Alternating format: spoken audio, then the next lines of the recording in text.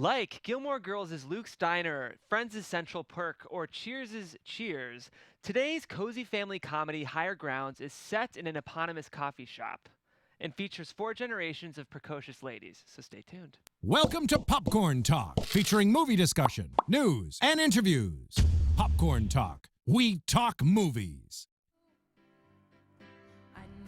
We'll read here on the Popcorn Talk Network. If this is your first time tuning in, you don't know that this is a show where we read Hollywood's hottest unproduced pilots and features. Today I'm featuring the lovely Taylor Gates and Rachel Moore. I'm so excited to have you guys. Thanks for being here. Having us. We are so excited because they wrote a very warm, but very well-written family comedy called Higher Grounds that I really like, and we're going to get into it in a minute. Before we do that, guys, my name is Jeff Graham. If you want to find me online, you can do so, Jeffrey C. Graham. I know I'm sitting here on my little island, but I have a cast of wonderful actors sitting across from me, and I'd love for you guys to introduce yourselves, starting with Mr. Timothy Rodriguez. Yes, what's up, everybody? I am Timothy Michael. You can find me everywhere at I am Timothy Mike, and today I will be reading Pablo and Greg. What's eponymous? Oh, it's like when the title is shared. So like, let me think of it like Harry Potter is the eponymous character of Harry Potter. Ah. Does that make sense? Did you guys all know that? No, I did not. Oh, okay. I just go and Google stuff after the fact. Yeah, I was like, am I willing to make myself look like a jerk on the show? Yes, I am. Which means that I'm Roxy Stryer. You guys can find me everywhere at Roxy Stryer, and I'll be reading for Celeste and automized female British voice. Hi everyone, I'm Alexandra Miles. You can find me at alexandra.smiles, Instagram, Twitter. I'm going to be reading Nadine today. Hey guys, I'm Adrienne Snow. You can follow me on Twitter and Instagram at Miss Adrienne Snow, and I will be reading Nora. Hey, I'm Haley O'Connor, and today I am reading June, Hostess and Toddler. Taylor and Rachel, introduce yourselves, and I want to talk about the script a little bit. All right, I am Taylor Gates. You can find me on Twitter at alphabet_Ann and on Instagram at Taylor_Gates_. And I'm Rachel Moore, and you can find me on Twitter, Instagram, and everywhere else at Dapperly Rachel. So I love the script you guys wrote. This is an important lesson for those listening that being friends with people can open doors, but nepotism is not a real thing, because it is true that I worked with Taylor for a while, and I almost feel like, in the least condescending way, kind of like a proud uncle or something. Thank you so much. You're welcome, because Taylor interned with us, and you would help me kind of cover some of the scripts that we have on this show, and you always give me great coverage.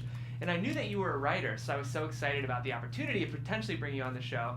And I was so glad when you sent me the script and it was good. Thank you so much. Because I would have been very bummed if it was not. I would have been too.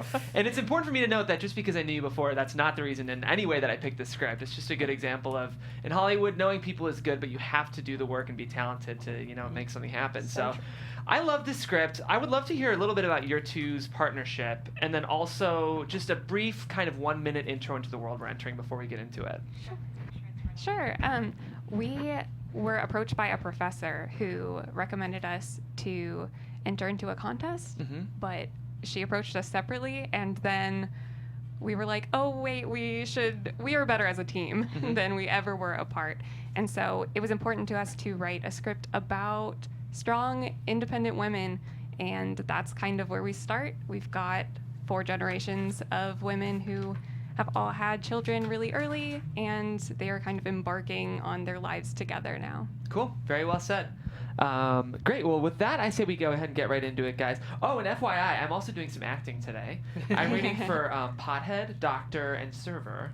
But most importantly, I'm reading for Max. So, can you guys hear me, by the way?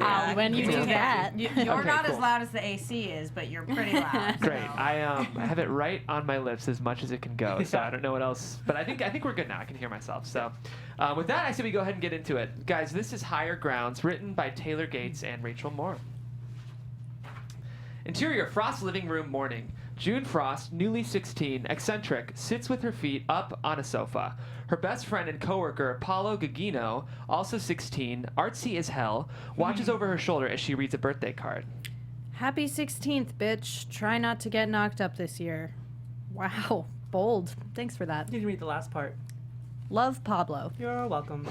June grabs another envelope from the coffee table. This one's covered with old lady flowers. She skims it, immediately rolling her eyes. Oh, God. What's it say? Pablo snatches it from her hands. June, may the gifts of faith, modesty, and bountiful wisdom be bestowed upon you accompanying the blessing of another year. Man, great grandma Nadine sounds intense. It's just a fancy way of saying don't screw up like the 3 generations before you. So what I said with less cursing. Essentially. June opens the last card. JJ, with each passing year, you grow into a more beautiful and lovely young woman. May your 16th bring you endless laughter and joy. Love, Mom. That's actually pretty sweet. June tosses it on the coffee table. Yeah, if she would have actually written it. Pablo tilts his head like a confused dog.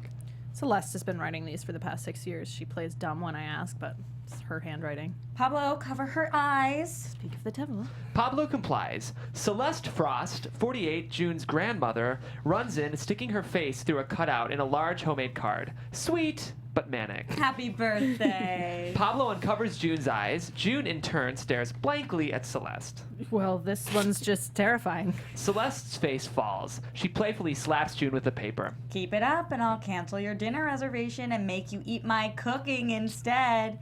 And you still need to call your great-grandma and invite her to the sushi place tonight. Must I? You must. Last birthday, she told the servers I was officially a woman now. Hey, it got you a free brownie, didn't it? Worth it. Yeah, but the lady at the table over also slipped me a tampon and her gyno's business card. Details. Celeste chucks 2 aprons at them before disappearing down the stairs. Be downstairs in 2. Time to open. June picks the aprons up and hands one to Paulo. They tug them over their heads and tie the backs. Will Nadine ever eat raw fish? Seems a little out of her comfort zone. The woman is a mystery. Interior, Higher Grounds Coffee Shop Day. A cutesy Colorado coffee shop at noon. It's packed. June stands behind the counter finishing a latte. Grande soy hazelnut latte? No one claims it. Hazelnut latte made with soy milk. Pablo steps beside June. God, Susan, come get your gross-ass drink. A middle-aged woman in workout clothes snatches the to-go cup from June. She gives Pablo a dirty look. Thanks, ma'am. Have a good one. Once she's out of earshot, June whips around and smacks Pablo with the rag. Play nice. Pablo lifts his hands in surrender. He plucks the rag from June's hands and goes to wipe down tables. The bell on the door chimes, and an obvious pothead pokes his head in, scanning the building. Pablo whistles from the lobby to get June's attention. She sizes him up. Down the block. Huh? The dispensary, it's down the block. Pothead nods slowly. Yeah, but this... Is Higher Grounds like coffee grounds? We sell scones? Oh, sweet. Later. The door chimes behind as it shuts behind him. The door chimes again as it shuts behind him. Celeste squeezes in behind June, carrying a couple of boxes. Who was that? Some guy looking for weed. Celeste huffs, slamming some napkins on the counter. You guys need to edit your sign. Pablo spreads his hands as if to envision this. Higher Grounds, but not like the marijuana kind. Not a church either. Or a trampoline park. Celeste sets her boxes at the end of the counter, and Max Simon, 18, iron shirt under his apron, hurries through the front door. He slides behind the counter. Oh, hey, Graham. You're late, Max, and don't call me that. Yes, boss.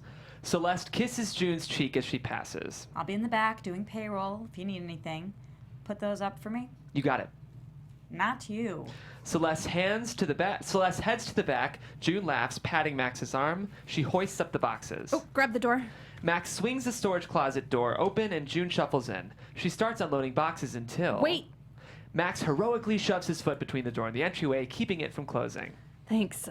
This thing locks from the outside and I kind of freak out in small spaces. You guys afraid the chamomile is going to make a run for it? Don't be ridiculous. It's the espresso you have to worry about. A large, fancy espresso machine lights up in the corner. Place cup under coffee spigot. Oh, not now, Edna. Edna? Our espresso machine. Your espresso machine needs GPS. It's a very high-tech tool designed to aid in efficiency, and we don't know how to shut it up. She hands him a bottle of vanilla syrup. Hold this. We're almost out up front. So, any big birthday plans for tonight? I'm going to eat 6 pounds of sushi, and then Pablo and I will probably watch reruns of America's Next Top Model like we always do. No invite. I'm offended. June finishes stocking shelves and they head back up front. Deeply. Didn't think you'd really want to spend your Saturday night off with my grandma. Are you kidding? Grandma loves me. Yeah? I'm practically drowning in knitted sweaters and baked goods. In case you haven't noticed, Celeste isn't exactly the crocheting and cookies type. Max's face drops. For some reason, this bothers June. He looks so disappointed and, dare she say, kind of cute. But maybe we could hang out after. I'll text you. Max flashes her a 1,000-watt smile before taking his place behind the register. She tries to play it cool until he leaves, but her grin quickly betrays her. Interior, Higher Grounds coffee shop. Later, June is crouched behind the counter, wiping down the shelves. The door chimes and June pops up. Welcome to Higher Grounds. What can I get started for? June stops cold upon seeing Nora Frost, 32, equal parts hot and hot mess, with several suitcases in tow. Hey, JJ. It's been a while, huh? Mom? End of Act 1. Interior, Frost living room day. Celeste fluffs pillows while June smooths the fitted sheet. Nora is singing Queen off-key in the shower. I think I figured it out. Celeste stops fluffing to look at June. What? Why Van Gogh cut off his ear. Stop it. Can you believe I aced AP Art History and Mom couldn't even cut it as a musician? Genetics are a tricky thing. June aggressively shakes out the fitted sheet. Look, I know you're upset. I'm not. Celeste rolls her eyes. And you have every right to be. She made mistakes that hurt you. The only thing that hurts is that she's clearly torturing cats in there. June. June tries wrapping the sheet onto the pulled-out couch. No, seriously, I'm happy for her. She chased her dreams. For some, it's becoming a doctor. For others, it's being a lawyer. Hers just happened to be abandoning her 10-year-old to sing in a shitty band and suck face with a subpar guitarist. Who am I to stand in the way of that bright future? Could you please talk to me? I am talking. No, you're being passive-aggressive. Better than being aggressively passive like some people. June almost gets the sheet to stay in place, but it curls back over. She rips it off altogether, crunches it into a ball, and chucks it to the floor. She flops on the mattress, and Celeste joins her, rubbing the back of her hand over her forehead. I get that this is hard, but try to give her a chance. Maybe she's back because she realized how much she misses you. Or maybe Gary's money ran out and she's desperate for cash. First of all, his name was Gus. Gus? Gus the guitarist? God, that's even worse. Second of all, be nice. You don't have to like that she's here, but I expect you to at least be civil. Fine. I could do without the sulky teen angst act, but I'll take it, I guess. The doors creak open, and Celeste harshly pats June's knee as the two sit up. Nora steps out of the bathroom, dressed and all done up. Feel better? Much. The water pressure here is phenomenal. I'm glad. Celeste watches June expectantly, nudging her discreetly. I like your shirt. Nora's eyes light up, touching the fabric. Thanks. It's some of our band merch. Our drummer actually designed it. June nods, a beat. When he was 5? Exterior street day, downtown Boulder. June and Pablo walk Pablo's dog, Picasso. I mean, she looked pretty good. Stop. For a mom. I can't believe you. I'm just saying. Picasso lurches forward and Pablo grips the leash tighter. Picasso, easy. Is she coming tonight? June groans. Can you imagine 4 Frost generations crowded around a hibachi grill? I'd rather shove wasabi in my eyes. They pause at a stop sign. It's quiet for a minute. But Celeste is making me invite her. You're still picking me up, right? I want a front row seat to this train wreck. Couldn't do it without you. Are you coming over after? Pablo crosses the street, but June hesitates, and she jogs to catch up. What if, hypothetically speaking, I maybe had other plans? Pablo falters. June doesn't have other friends. Just like that you're hypothetically abandoning me? Hanging me out to dry like a pair of limp linen pants? Mm-hmm. It's with Max. Our Max? Always wears a bow tie to work, Max? That's the one. Pablo looks uncomfortable and a little defeated. Oh. Is that weird? No, I didn't know you were interested in him. He doesn't really seem like your type. I don't know, maybe not, but he asked, so I said yes. It's cool. Clearly, it is not. Sorry, I didn't mean to leave you hanging. I'll cancel if you want. Of course not. June sighs in relief, bowing at the waist. Thank you. A beat as the two begin walking again. Do you think he's a good kisser? God, you're worse than Celeste. Picasso barks and rushes again. This time, Pablo stumbles. Interior, Frost kitchen, simultaneous. Celeste dries dishes at the sink. A door slams. Nora enters, carrying a helium canister and a pack of balloons. She sits at the table and starts inflating them, and Celeste does a double take. What do you think you're doing? JJ, you still love balloons. She pinches off the balloon as she ties it, and Celeste sets down her towel and leans against the counter. I meant here. Nora looks like she couldn't possibly have any idea what she's talking about. She fills another balloon. Back. At home today. I thought you'd be happy to see me. Back. At home today. Nora takes off the balloon and forgets to tie it. It squeals as it deflates. Oh, I didn't realize it. No, I'm glad you're safe. I was never a big fan of Gus anyway. Bo? Yeah, sure, you're Bo. No, my fiance's name was Bo. Fiance? I broke it off. You think Fleetwood Mac would have taught me to not bang my band members, right? Celeste wipes her hands over her face. This is just all too much. She turns back to the dishes, and Nora fills another balloon. But thank you for the room and everything. I promise I'll pull my weight. I actually have a job interview later. Yeah? It's no Madison Square Garden, but... Celeste gives her an approving nod, but her arms remained crossed. Good. I hope it all works out. And what about June? You really ought to try to fix things with her. I know. I want that more than anything. It won't be easy. She's stubborn, just like someone else I raised. Nora surrenders a short laugh. I know. Interior Celeste's car day. Celeste grips the steering wheel with textbook perfection. She's clearly tense, and in the passenger seat is her mother, Nadine Frost, 64, still plucky. You don't believe in turn signals anymore? There's no one behind me, Mom. God is always behind you. God always knows when I want to change lanes. Nadine grabs the steering wheel and jerks, and Celeste yelps as she recovers. Seriously? What about now? Are you trying to kill us? Respect your elders. Celeste pulls into a parking lot and swings into a spot. Exterior Boulder Medical Center day. Celeste and Nadine walk together. Nadine has on a gaudy powder pink pantsuit, and the ensemble is a mixture of Hillary Clinton and Queen Elizabeth. Is that what you're wearing to dinner? I wasn't planning on going naked. Celeste grimaces, no thank you. Nadine touches the lapel of her old lady blazer. Is this not nice enough for you and your seaweed restaurant? No. It's not? No, Mom. You look great. After your checkup, we'll head straight over and grab our table. How's that sound? You're the one who's driving, Starksky. Celeste holds the front door open for Nadine. After you. Nadine, instead, goes through the automatic doors a few paces down. Celeste rolls her eyes. Don't sass me. Interior waiting room day. Celeste flips through a shitty, germ-covered magazine. Nadine pretends to be disinterested, but reads over her. Why would anyone wear a ponytail to a formal event?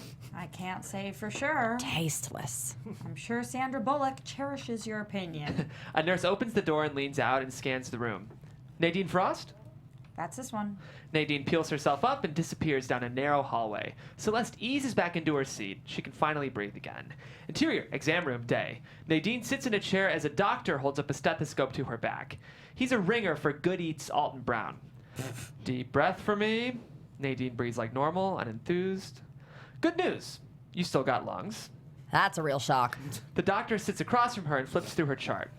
You're in perfect shape, Nadine. I'm 64 and divorced. Shape isn't my primary concern. And you're still quick. You're sure there's nothing wrong? He flips through the papers again. Nope, it's all right. I'm sure. Because I'm 64 and divorced. If you're asking me on a date, I'm quite afraid I'm already married. He stands up and walks toward the door, urging Nadine up. But if you're lonely, talk to your neighbors. Talk to your plants. Spend more time with the gals. Nadine reaches into a basket on her way out and grabs a sucker. Why are they sugar-free? What's the point? The doctor laughs, turning off the light behind them. Exterior Higher Grounds coffee shop evening. Nora stands with her back pressed to the brick building. She cradles her phone between her ear and her shoulder. I can't keep having the same argument. I'm done, Bo. She pinches the bridge of her nose. I know it's a lot of money. I'll pay you back. I'm on my way to an interview now, okay?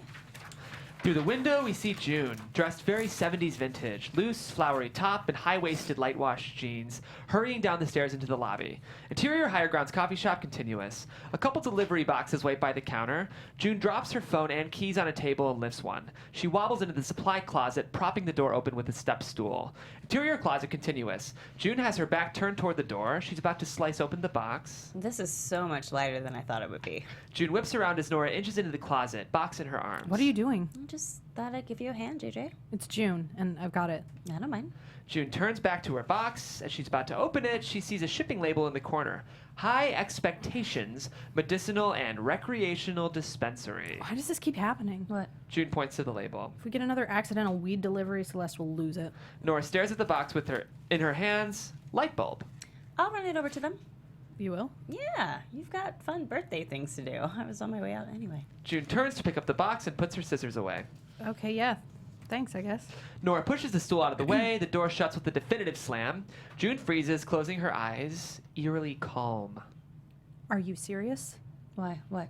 June whips around to face Nora. You let the door close. What's the big deal? The big deal is that my phone and keys are out on the table. Okay. June grits her teeth, her hand balling into a fist. This door locks from the outside. What? Wait. How? I'm sure it's just. Nora harshly jiggles the handle, but realizes it doesn't budge. Nora's eyes widen, a realization. Locked from the outside. Oops. Nora laughs nervously, and June shoots her a seething glare. Interior sushi restaurant night. The restaurant is small, cozy. The hostess waits behind a podium, and Celeste approaches. Nadine follows with a few strides behind, taking it slow. Hi, we have a reservation for Frost. And is there any way we can get an extra chair? Why? Let me check. Perfect, thank you. The hostess drifts back into the restaurant. Is June bringing a boy? You know she's too young for that. It's only Pablo. I don't trust him. You've met him once. The hostess returns with a big smile. We're adding a chair now. Thank you so much. We won't be needing it. The hostess hesitates, uneasily glancing between them. Of course we will. Celeste tugs Nadine away from the podium. Nora's home. Interior, closet, as before.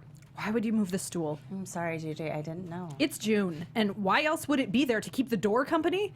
There's really not another way out? A window or another door? Or Nora surveys the space, searching for a way out. She picks through their things as she goes. Whipped cream containers, enough caramel syrup to kill a person, chipped coffee mugs. Oh, sure. I forgot about the secret passageway behind the T that leads to Narnia. Okay, there's no need to be sarcastic. Well, if you ask a stupid question, you're going to get a stupid answer. Place coffee cup under spigot. Nora squeals and drops the mug in her hand, and it shatters. What the hell was that? June rolls her eyes, and she grabs a broom and dustpan to sweep up the mess. It's just Edna, Who the hell is Edna? our possessed espresso machine. Possessed? Celeste ordered it from Japan a couple months ago and can't figure out how to change settings. It costs too much to ship it back, so we hide it in here. What? I don't. Who cares? It doesn't matter. What matters is that you're screwing everything up. Nora's face drops. Hearing her say it stings. I know, and I'm sorry. Interior sushi restaurant night. A table by the windows. Celeste leans her elbows on the table, all business. Nadine rests her hands in her lap. You really don't feel the least bit sorry for her. No. How could you not? She's your granddaughter. She's tone deaf, not decrepit. You're babying her. It's not like that. She just lost her job. Cut her some slack. I'm only letting her stay until she can get back on her feet. That's what you do for people when they get out of prison, not drop out of some silly band. Mom. Nadine raises her hands, innocent. She's trouble. She's always been trouble. I don't need this from you too, okay? June's already warned me out about it. Somebody has to be the adult here. Celeste takes a deep breath. She needs a different approach. I'm not giving up on her. Just like you've never given up on me. Nadine looks at her suspiciously, convinced Celeste is sincere. She nods. This she gets. But the moment wears off. Then again, your role model wasn't the guy singing the Oscar Mayer jingle. Nadine takes a drink. Petty bitch. Celeste sighs, checking her phone. 6:13. June is late. She shoots her a text. Where are you? Interior closet night. June vigorously paces while Nora stands by the doorway. Why did you even come back? To ruin my birthday? Of course not. My life? Again? Was that just an added bonus for you? Too far. That's not fair, JJ. I go by June now, which you would know if you had been here. And do you seriously want to talk about fair? What's not fair is you waltzing back here. What's not fair is everyone expecting me to forgive you. No, you're right, and I get that. Nora's face softens, but June is picking up more steam. No, you don't. You don't get it. You don't know that I slept in Celeste's bed for months after you left because I was terrified she was going to leave me too. Or that I woke up in the middle of the night crying because I had nightmares about you walking away. That sometimes I still can't sleep because I'm trying to figure out what horrible thing I did to make you go. I never meant to. And then you show up expecting me to pick up where we left off. Like, I should just forget any of that ever happened. Like, I should just let it go. Place cup under coffee spigot. June becomes hysterical and kicks the machine. Shut up, British coffee maker! Interior Higher Grounds coffee shop continuous. On the counter outside the door, June's phone buzzes. Celeste's photo pops up on the screen and it goes to voicemail. Then the screen fades to black. Dead. Interior sushi restaurant night. Celeste's phone is pressed to her ear. Hi, this is June. Obviously, I can't come to the phone right now, so leave a message. Or, don't. Whatever. Celeste sighs, pressing end and tossing the phone on the table. It's 6:33 and June is now over a half an hour late. Did she answer this time? Did you hear me talking to her? Nadine clicks her tongue disapprovingly. Don't start. Nadine starts to reply, but the moment is interrupted by an impatient server approaching their table. Will the rest of your party be arriving soon? Any minute. Our policy states that your entire party must be present within 10 minutes of seating, or We'll else. have to wait a bit longer. The server grits his teeth. He can't yell at an old lady. How would that look? You need to at least order something. Celeste is done. She orders the first thing she sees. Edamame. We'll take the edamame. The server sighs in relief. Excellent choice. It'll be right out. Nadine wastes no time getting back to where they left off. You need to make sure you set boundaries with her. Mom. Especially with Nora home. Wouldn't want history repeating itself. Mom, please. I'm sure she's fine. I'm sure everything is fine. Celeste peeks at the time and checks her messages again before taking a big swig of her wine. She clearly doesn't believe her own words. Interior closet, as before. June clutches her head in her hands. I can't believe it. I can't believe I'm seriously stuck in this godforsaken closet with you and a possessed British espresso machine. I can't believe it's my birthday and I'm trapped and hyperventilating. She wants to keep ranting, but the reality of her situation has finally hit her. There's no way out. Oh my God, I'm trapped. June slides down the wall, sinking to the floor. She presses the heel of her hands to her eyes, and Nora freezes. Why is this room getting smaller? Sorry, June. It's okay. Oh my God, I can't breathe. June's breath quickens, and Nora springs into action. She rushes to kneel beside her daughter. Are you all right? No, I'm not. This is some Edgar Allan Poe hitting the pendulum bullshit. June is too panicked to be embarrassed about her tears. It's going to be okay. I promise. I'm right here. I got you. Nora hesitates only a second before pulling June to lean against her. She thumbs her tears away before gently rubbing her forehead with the back of her hand. That she remembers this quirk is enough to stun, even calm June. Thanks. Of course. You remember the forehead thing? I was in California, not a coma. There's some things you can never forget. Childbirth, when you were a baby and spit up on me during a 9-hour flight, and that rubbing your forehead was the only way to calm you down. June smiles, and the two sit there for a few moments, content, emotional, vulnerable. Can I tell you something? Anything. There's Sure, this... Pablo. I always pick you up. Funny joke. June jumps up out of Nora's grasp, furiously swiping her eyes for at least any signs of tears. The mask is back on, and she bangs on the closet door. Pablo, in here! June? June, what are you doing in... The closet door flies open to reveal Pablo. His face gets serious upon finding her in a disheveled state. Whoa, are you okay? Fine, come on, we're gonna be late. June grabs Pablo's sleeve, urging him out. Wait, what were you saying? Huh? Oh, wasn't important. I don't even remember. Don't you have somewhere to be? Panicked, she checks her watch. Shit. June tugs on Pablo's jacket again, leading the way. See you, June's Miss Fra... Nora, you can just call me Nora. Peace, Nora. June drags Pablo outside, leaving Nora alone. This moment is over, seemingly forgotten. What happened? Nothing. Just nothing. End of Act 2. Interior sushi restaurant night. June and Pablo stand in the doorway, hunched together. Remember what I said. Don't look Nadine in the eye. And? Don't bring up your date with Max. And? And order an entree so that I can have your miso soup. Got it. June sticks her hand in between them, and Pablo puts his on top of hers, soccer team style. Okay, break. They lift their hands in unison when they approach the table. Celeste and Nadine look up. Where on earth have you been? Stuck in the closet. What? Nothing good ever happens in a closet. No, ew, it wasn't like that. Pablo wasn't even there. It was just me and Edna and... Oh no, you're talking about that closet. The one that's code for homosexual. It wasn't like that either. Nora was helping me with boxes and we got locked in the supply closet. Pablo slides into a seat, browsing a menu. June chooses the one between him and Celeste, clearly still a bit shaken. Celeste strokes her hair. You okay? June nods, giving her a small smile. Interior office night. Nora sits across from the white bread gentleman Greg. They're laughing like friends. No. Dead serious. Outside CBGB. I swear. Then we went to see a Ramones cover band. Very romantic. They buckle again into laughter, and Nora spots a clock on the back wall. It's getting late. I really hate to cut this short, but I kind of have to bolt. So, about the job? Oh, no, I can't offer it to you. Immediately sobering. Seriously? Why not? It's great to see you again, Nora, but you're not reliable. But drink sometime? You still have my number, right? He scribbles his number on a Post-it anyway. He gathers his things and smiles sadly, squeezing Nora's shoulder as he leaves. I didn't give you a blowjob after prom for this, Greg. Exterior sushi restaurant night. Nora hovers by the door. She wipes her nose with her sleeve, trying to pull herself together. The door opens. A mother and her crying toddler step out. It's not fair. We can't stay here forever, baby. We'll come back, okay? Nora steps out of their way, peers inside the window. She watches the rest of the family interact, hesitating. Interior sushi restaurant continuous. June leans her elbow on the table and her chin in her hand. She makes eye contact with Nora, who's frozen outside. June gives her a tiny, reassuring grin, jerking her head back in invitation. Exterior sushi restaurant continuous. Nora visibly relaxes, her mouth forming a thankful smile.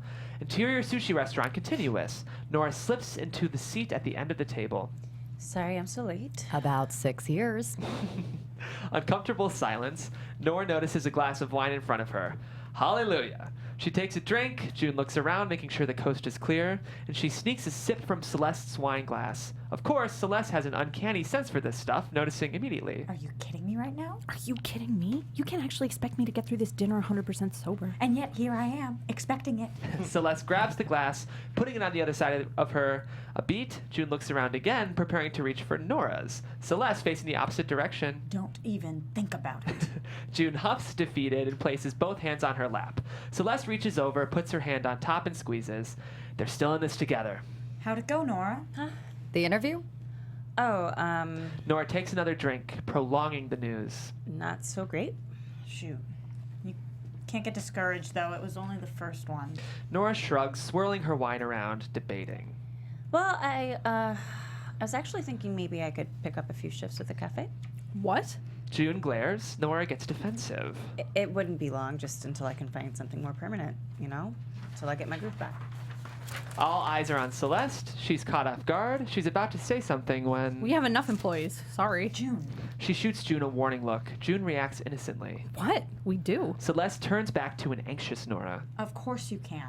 Nora smiles, relieved, and June scoffs. She rips her hand away from Celeste and crosses her arms. Unbelievable. Celeste's gaze is now sharper, more admonishing. Enough. Well, it's not fair for you to hire her just like that. If you need it, I can get you a resume. I can write a cover letter or... Celeste holds her hand out to silence her. Nonsense. Look, I'm sorry, but it's not up to you. Someday, when you own your own business, you can decide who you hire, but until then... When Max's brother wanted a job, you said we were fully staffed. The mention of Max's name tips Pablo over the edge. Why do you suddenly care about him so much? June snaps. He was supposed to be on her side. It's not about him. It's about how unfair this is. And why do you suddenly care about my relationship with Max so much? I don't. Are you jealous? Are you so insecure that you can't even... Celeste throws her hands up. This has gotten out of hand. Please! We can talk about this later. Right now, can we all just try and have a good time? June and Pablo lock eyes, a cold stare. Fine. Fine. Thank you. Tense silence. Celeste smooths a napkin on her lap. June rips her straw wrapper. So, my doctor told me something interesting today. Is this another story about your back rash? Because I think I speak for everyone at this table and on this planet when I say nobody wants to hear it. It's not, although he still says he's never seen eczema quite like that before. I mean... Oh my god. Pablo snaps his mouth shut, placing the edamame he was about to eat back in the bowl. Celeste rubs her temples. Mom, the news, please. Yes. Well, I'm getting old. He says I'm not in the best shape anymore, that I'm not getting out enough. Celeste frowns, reaching across the table to squeeze Nadine's hand. You're always welcome to come over, Mom. You know that. Yeah, you can totally hang. And really, that old house is too big now. It reminds me too much of Arthur. I think it's best for me to move in. Everyone is stunned, except for Nadine, who is practically swooning. Move in where? With who? With the two, well, I guess 3 now. She eyes Nora disapprovingly, suspiciously. Of you. Celeste and June share a shocked look, their mouths hanging open. They both go to say something but are cut off by a crew of waiters walking over, cake in hand, cheerfully singing happy birthday. June tries to fake a smile through this ordeal, but she can't completely shake her horrified expression. Pan out on the table as the song continues. End of show. Guys, I really like this pilot. Yeah. It's really fun. I think my favorite thing is, for those watching live, you can see that right now there are 6 women in studio and 2 men in studio, which just does not happen now. Suck it. Yeah, it's awesome. Did you guys know that you wanted to write a female-centric kind of pilot when you got together? Absolutely. Yeah, when we kind of started brainstorming ideas, I think I had the original, like, general, very broad idea of the 4 generations that I'd had in my head for, like, a long time. Like, it kind of had started as a novel, but we thought this was kind of the perfect sort of Definitely. stage for it. Why did you guys decide to go TV route rather than something with prose? I mean, TV is way more fun. fun. We took a screenwriting class together the semester before we wrote this, and we kind of just really fell in love with it there. And we had like pitched each other other ideas before and kind of collaborated before, but not actually written and worked together. And I don't know, we had the contest pitched us, and it just seemed like a perfect fit. For being such young writers, especially for having, I guess, only just taken that class, it's very sharp. It's a very well-structured, very sharply written script with very clearly defined characters. Like, really, I think the pilot beautifully does the job of what a pilot should do. Like, whether or not this is a show for someone who would watch this kind of stuff, you can't argue that the pilot's achieving exactly what it needs to achieve. How did that... I mean, like, I just think it's rare to get such a sharply written pilot for two young writers, especially who haven't had much experience in TV writing specifically. We did have a professor go through and help us workshop it after we wrote the first draft. And, like, originally, Nora ran off to the circus. And she was like, we can't have this ever we had to happen. do Like, that. shout out to Lisa, though. She was great. She helped us she a helped a lot. Why did she run to the circus? It's we were like, we need to make her quirky. Like the stakes had to be higher or something. Right. Okay. We were like, oh, it'd just be weird enough to work. And she was like, but it's not. It doesn't work. Most of my first ideas got cut. Yeah. They were circus Instead ideas. of a closet, they were stuck in a porta potty. Okay. We were like, So it's that not. also can't happen. And it's hard to shoot, probably, too. Yeah. And why are they in there together? All very valid questions. Yeah. Well, obviously it's come really far away. Like, I really think it's a really sweet, kind of cozy, but also dramatic pilot. I'm sure Amy Sherman-Palladino is a bit of an influence for the way you guys write. Would you say that's... Oh, for sure. She's all-time fave. So Yeah. I mean, just she's... the comparison is really making me Good. like, I mean, want she's one of the best. Absolutely. I think she does a great job, as do you guys, of balancing comedy and drama. How did you sort of approach that as writers? I'm the comedy, she's the drama. Perfect. There you go. We have a good split. Like we just work together really well because the characters that I struggle to write, she is really great at, and vice versa. Can I guess? Sure. Yeah. Are you Nadine, kind of Pablo? You're more like June, Nora, a little bit Celeste. She's better at Nora. I'm good at Celeste and June, and she's good at Definitely, Nadine and Okay. Nora. And we both like to add some Pablo Of course. lines here and there. Pablo's awesome. Speaking of Pablo, is he gay BFF, and he just is jealous of the time, or is he in love with her as well? So we've kind of been toying back and forth with the idea. We think that we're gonna make him bisexual because it's not Great. Yeah, because that's something that's not represented a lot at all. Isn't it? And so it'd be great to even add the maybe he also has a crush on June as well as Max. It's just let's just make it messier. Yeah. Why not? That's really funny that you said that because that's exactly what I got from this script. So Good. congratulations! Yeah. And it just reminded me of, I don't know if you guys watched The Mist on Sci-Fi, I think it is, by Spike. Stephen King. Spike, thank you. But there's a character like that where you think he's gay the entire time, and then all of a sudden it comes out that he has a crush on his gay his girl best friend, and he's bisexual. I think that it's just another element of dimension. I love that you guys would tackle that. Great Yeah. to hear. Yeah. It's really sharp because you don't know exactly if Pablo's jealous of June's time or jealous that Max likes June Yeah, because or maybe likes perfectly Matt. done. Yeah. Like- Yeah. because it could be that he has a crush on Max potentially too. So you guys did a great job of leaving that question unanswered. Connected to that, it's really important in a pilot to leave some doors open, but also close some doors too, because you have to write a complete episode of television, but leave doors open. Is that something you guys kind of talked through before you dove into the script? Yeah, we knew that we wanted to have individual episodic episodes, but of course the prolonged tension of these four women living together had to permeate all of it. And I think that the ending of this episode was something that we worked really hard on to time right. It's actually something. So Taylor and I hosted a show on Wednesday for the new HBO pilot Here and Now. Haven't you guys watched that I yet? watched it, yeah. One thing we talked about was we felt like the show didn't have the intimacy we wanted for a family comedy, and we thought one of the great ways that they could have done that was to have a dinner, to have just the family there. The episode ends with a party, but there's other people there, so you don't get the true dynamics of how these You gotta characters force are. them on top of each other, Yes. right? And that's what Gilmore Girls always had their weekly dinners. Make everyone be together. So basically, your guys' show is better than this new Alan Ball show. But did you guys know you always wanted to end with that scene? I think we originally had it earlier. Did we not? like end of Act 2 or something? Yeah, and we ended up moving it, I think, because just the visual of them walking in with the cake. And everyone's awkward. Yes. Yeah. Yeah. One thing I want to commend you guys on is your action, because I think this is one of those shows, and I mean this is a compliment, where it's really just people talking, right? And that's the best. Like, that's how Gilmore Girls is. And when the characters are strong enough, that's all you need. But you have, in the action, they're blowing up balloons and one deflates, or they're trying to make the bed and the thing crumples up, or they're stuck in the closet and Edna's there. Like, did you guys deliberately sort of write that action? I just think that's sometimes much more challenging than other writers give credit to.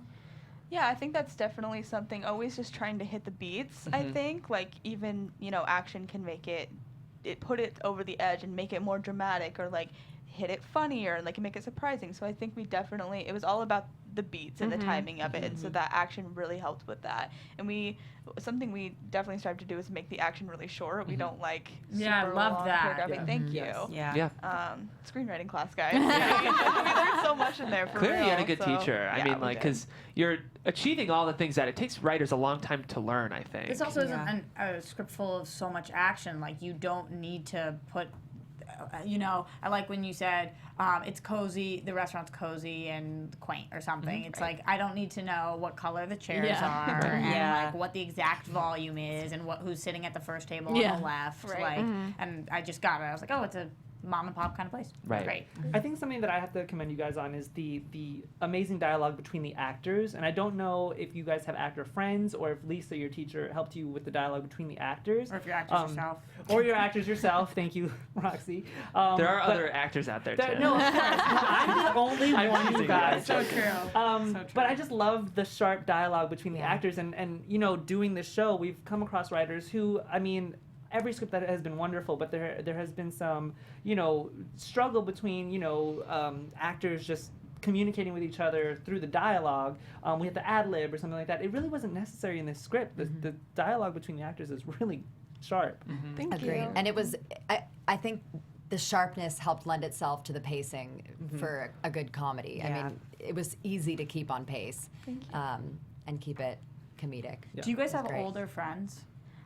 So, I mean, we do. What we kind of did, the process for this was we have had it table read, not by, like, you guys were phenomenal. Like, you guys were so Amazing. good. Thank you. We just basically forced our friends to come to this classroom and read it out loud so we could kind of see where the lines weren't as smooth or, like, the interaction was kind of awkward. So that helped a lot. Yeah. And, like, thanks to all the people that did the first one, because it really, like, we can tell there's a big difference between the drafts. That helped tighten the script a lot after we did that. Yeah, and you can hear the different just generations between the four women, which is nice, because sometimes I feel like when people are writing, they don't necessarily know like what each individual voice of their characters are, and so to tell the difference between like June's obviously 16, Nora's obviously 32, Nadine's the the oldest, and Celeste is like kind of right in the middle there. So it was nice to kind of be able to, I can tell like these are all different women at different points in their life. Thank you. Actually, I wanted to ask about that because they say the sign of a great script is when you can pull an individual line of dialogue out and attribute it to a character. So did you guys have to work hard to distinguish? Because it's not easy to have four related women, all from the same family, all have a distinct voice. I think one of the things that helps is that we gave each of them very specific like phrases.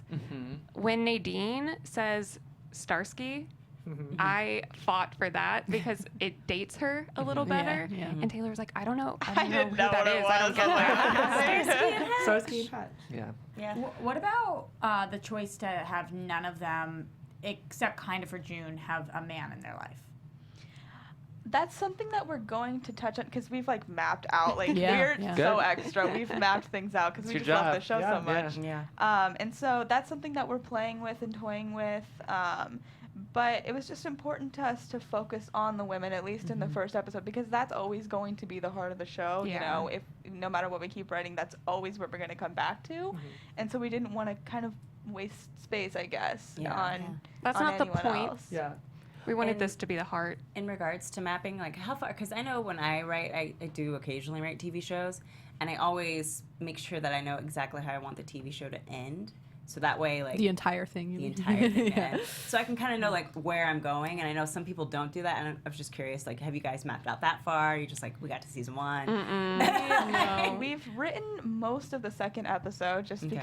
because so our process was we'd go to this coffee shop like once a week. Higher Grounds? It's called Honeymoon in Nice. Evansville. And Fun. It's very good. Perfect. But we it was a nice break from like homework and writing like literature papers. We're like, let's write this. It was kind of our like sort of escape in a way. And so we've written most of the second episode and we've mapped out like the rest of like the first season. Cool. But I have no idea how it would end as a whole. They all die. Yeah. They all die. I have a question about the men of their lives really quick, because having a show about 4 generational women is just brilliant. I think that this is such a unique story. But I feel like if Nadine is Caucasian, are you thinking that everybody down the line has to be Caucasian, or would the men in their life be of a different race, therefore lending itself I to had the same thought. I thought, yeah, because because just June like for you, sure like, could in be. this role. Like I feel like, or even Or like even, a like, biracial June. Yeah. Like, A Wrinkle in Time, you see that. right? with, Yeah. with Have a you guys ever biracial thought daughter. about that spin on it? I mean, I personally Definitely. have, because I think it's important for both of us to get that representation. We want it to represent like real world things. And we have some, people of different sexualities and different races like coming in the next episodes. Like we've planned that out. And so I think that would be an awesome idea, and I'm super open and like would be so excited to touch on that. But I mean, we're thinking so far in advance, but Yeah, like of our course. writer's room would have to reflect that obviously Yeah. because you don't want to speak for someone that you shouldn't be speaking Of for. course. Well, if you guys need a straight white male in the room, Those are like, they're so uncommon. I know, and I know Hard to people, find. like, people need a platform, so. I have rubbed off on you so much. The feistiness is real. really have. I love the pilot, you guys. I would love to read the second one if you want to send it my way. I'll It's send it your just, way. it's such a cozy show, but it is real. I found myself getting a little emotional during this first episode, so This I really is want to great. commend you guys. And I'm just, I feel like this sounds condescending, but I'm just like, because you've worked with me, I'm very proud of you, Taylor. Thank you so much. No, that means a lot. Yeah. I really have high hopes for this pilot, and Higher ground hopes. higher grounds hopes. Yeah, it's really, really good. And Rachel, you as I know I don't know you, but it's You do I now. appreciate it all the I same. know. Yeah, I know you now. It's really, really good. Do you guys have any other questions about the show? Andrew usually always asks this question, so I'm That's gonna somebody steal who's it on this panel from that him. isn't here right Yeah. now.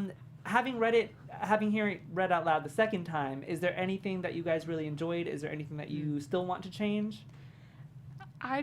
It was so amazing. I had like goosebumps just to hear words that we spent so much time on come to life. And you guys added so much depth to it that I didn't even originally see on paper, and brought these aspects of the personality that I loved so much and that I'm going to start incorporating. So, like, thank you so much. And I want to just hire all of you, but, like, I guess that probably wouldn't work.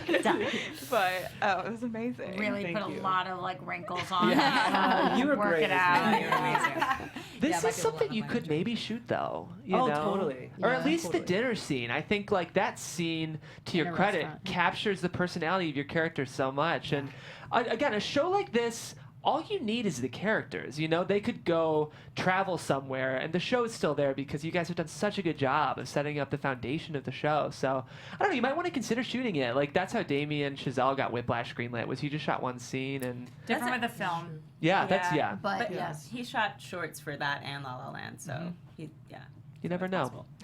Yeah. Well, have you guys talked about where you might see this living? I could see it on like a freeformy type Yeah. network, Yeah, CW-ish. I mean, the funny thing is we submitted it to HBO. Of all places, this was not Not sure built that's for the right that. fit, but Quite. How It's a did little you- too sweet. You did throw some curse words in there. How did you balance? Because if you're looking for a free form, was that like we're willing to cut these, but we want you to get the sentiment? Yeah, essentially. So Freeform's different now. Like Yeah, with that Freeform. Alone Together show, and even the Fosters. Totally, but not different enough that you can say shit. You can say can shit on say shit now. Freeform now. Yeah. Yeah, it's looking very You can different. say shit on Comedy Central now. They're slowly like. Not on freeform. Well, their new show Alone Together really is breaking the rules. Well, yeah, and then Grownish is also kind Yeah, of pushing Grownish. it a lot. A lot of the topics that lot. come up in Grownish are a lot different. There's an from N-word that. in that show. Teen drinking. Yeah. Yeah, it's different. teen drink. And actually, what they do is on Grownish, Spanish, they actually curse and they just bleep it out. So, Yeah. like, there was one where she just said a bunch of curse words, and you can kind of figure out what she's saying, and they just beep, beep, beep, beep. So, I think that was part of the plan with the network to change the name was they wanted to slowly roll out this new brand, and it has been a slow rollout. But that was what I thought too, is maybe Freeform. Yeah. Yeah, I don't know. I'm really excited for you guys. I'm really excited to see what you do. Any other questions for us or anything else before we make our way out? Not questions, just thank you Thank you again. so It was Thank you, fun. guys. Thank you Loved to hear it. this. Yeah, Very really fun. good luck. I would love to see this thing get made. Thank That being you. said, if people want to get in touch with you, what's the best way? You guys can find me on Twitter at alphaba_Ann and on Instagram at Taylor_Gates_. Do you usually throw email addresses You on might there? want to. Some of our writers do. I think I did. Okay, you guys can find me. It's tg114 at evansville.edu. And I'm RM206 at evansville.edu. So young. You saw this. I know it. You have your whole lives ahead of you. Well, thanks again, guys, and I can't wait to see where this thing goes. you. Ladies and gentlemen, this has been the Unproduced Table Read. I feel like I was in a weird mood The today. punchiest Jeff Graham you've ever seen. I'm sitting over here. I'm looking at this little bubble. I don't have my actors to tame me today. That being said, guys, my name's Jeff. If you want to find me online, you can do so at Jeffrey C. Graham. We are reading a feature next week about the AIDS crisis in the 80s. It's really, really good. I'm excited to read that. And we have some other fun female stuff booked down the road. That was one of my goals for this year, was to try to give you guys really, really good work to do. So you can find me online if you want at Twitter at Jeffrey C. Graham. Feel free to pitch me a script there. And we're here every Friday in the morning. So we'll see you next week. Awesome. Thanks for tuning in, guys. I am Timothy Michael. Once again, you can find me everywhere at I am Timothy Mike. I'm Roxy Stryer. You can find me everywhere at Roxy Stryer. I'm Alexandra Miles, alexandra.smiles. I'm Adrian Snow. You can follow me on Twitter and Instagram at Miss Adrian Snow. And I am Haley O'Connor. That is Haley with 2 Y's. If you don't use 2 Y's, you're not 2 Y's. That is Haley O'Connor on Twitter and Haleywood on Instagram. Thanks, guys. We'll see you next week, wherever the camera is. Bye.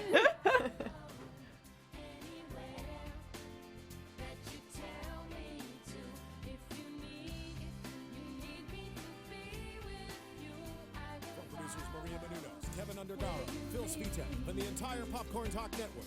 We would like to thank you for tuning in. For questions or comments, be sure to visit popcorntalk.com. I'm Sir Richard Wentworth, and this has been a presentation of the Popcorn Talk Network. The views expressed herein are those of the hosts only and do not necessarily reflect the views of the Popcorn Talk Network or its owners or principals.